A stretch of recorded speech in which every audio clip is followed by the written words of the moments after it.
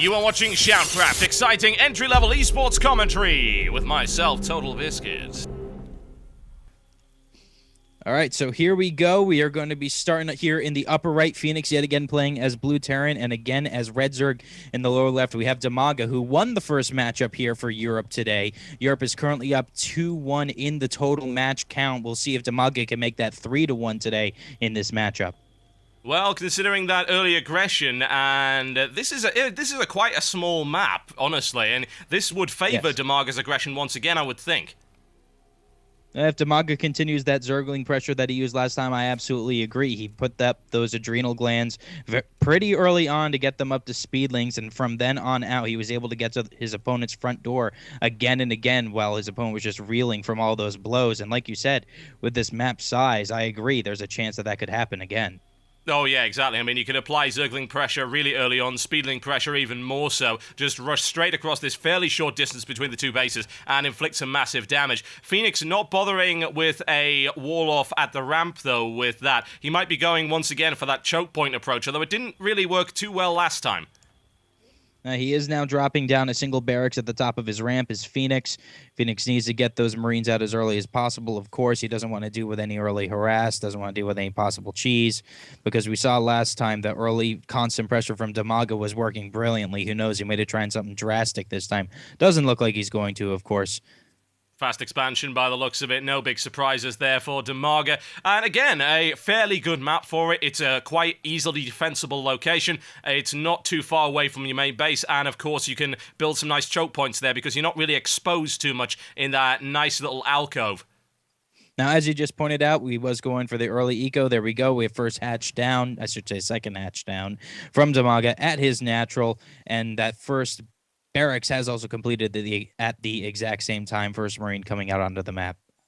Yeah, no doubt about that. I think we'll get some inconsequential engagements early on anyway. Dimaga sorting out his spawning pool. He's going to have to wait a little bit of time for that, another 40 seconds on that one. Single Marine coming out. I don't think he's going to really apply too much pressure with that, but you never know. He's got to force it forward and see what he can do with it. See if he can... Oh, he's looking for a bunker right there. Bunker rush on the ramp of Dimaga right now. Dimaga's going to have to try and push it out with nothing but drones.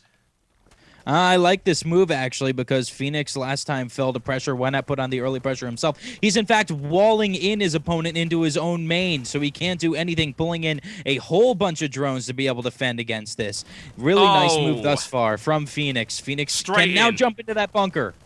Yeah, he was right in there. There's no question about that. He jumped incredibly fast, and Dimaga saying, hell's to this. We're not even going to bother with that. We can't fast expand right now. And it was a beautiful counter there by Fenix. And you saw the micromanagement of that one Marine just dancing a little merry jig around those drones. Pops it into the bunker just as it completes on the very nanosecond. And now Fenix in the commanding position.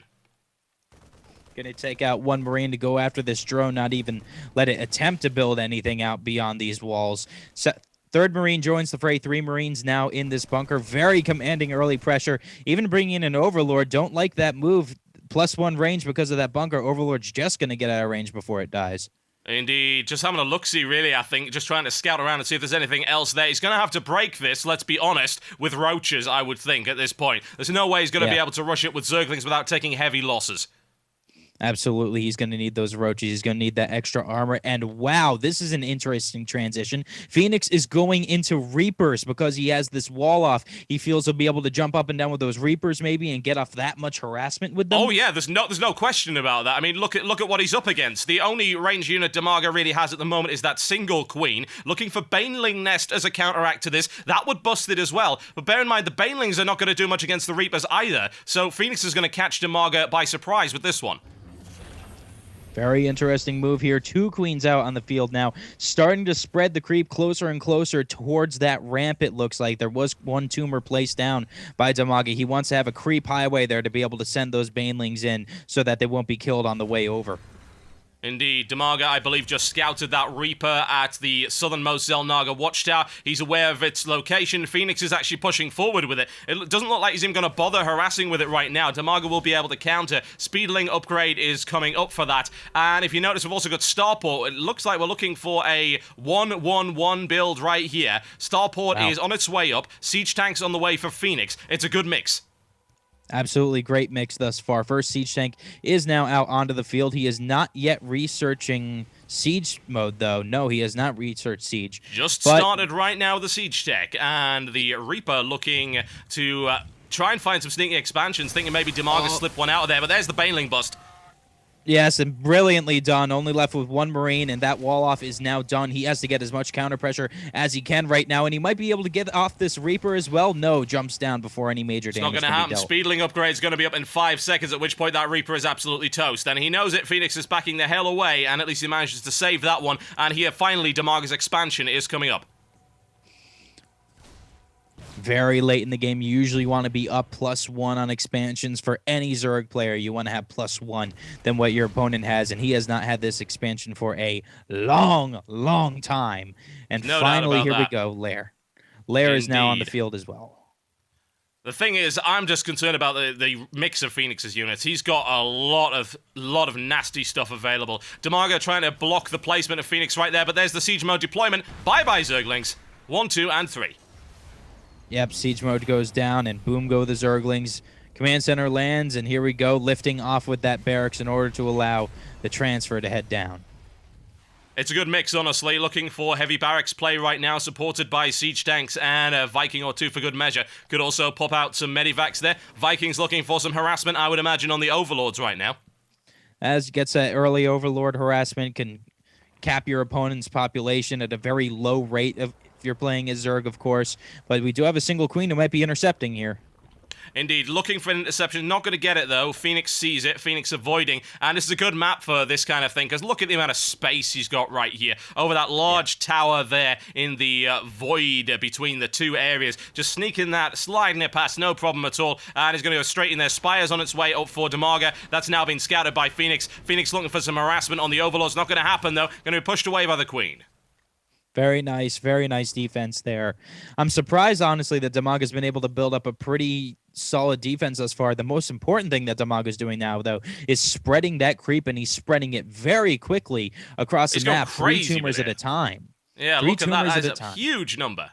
No doubt about that. Looking for a creep highway. 3 more popping up right there. It's strong as well. That's going to be difficult to take out. And we saw that Phoenix did do a little bit of damage to creep in the first game. So perhaps that's what he's aiming to stop. Looking for some more harassment here on the Overlord. Chasing off with not 1 but 2 queens. And Phoenix still slips away. Very nice job getting that one Viking out of there. I think that Viking's done his duty and done a little bit of harassment that could help out. But the nice army composition here from Phoenix, as you said, building up at the bottom of the ramp of his main.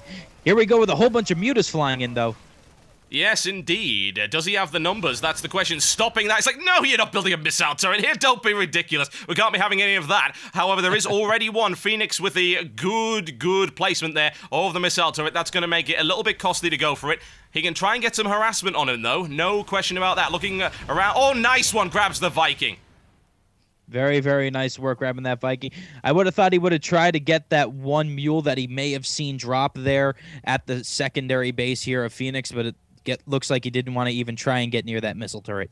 It's risky, honestly. He's got 3 of his mutalisks on half health already. The missile turret plus a couple of marines here and there, which can come in very fast, would be unpleasant. He does have the stim pack upgrade. Looking for a counter push, though. Look at that. That is a mighty force of siege tanks.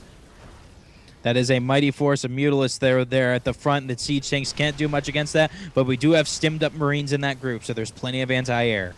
Yep, looking to try and run that stim out, building a proxy missile turret right there just to defend it. But the thing is, he's now slipped past the marines. He's all the way into the base and trying to do as much damage as possible, sliding past the missile turret. Still doesn't want to go in, though. That is a nasty defense.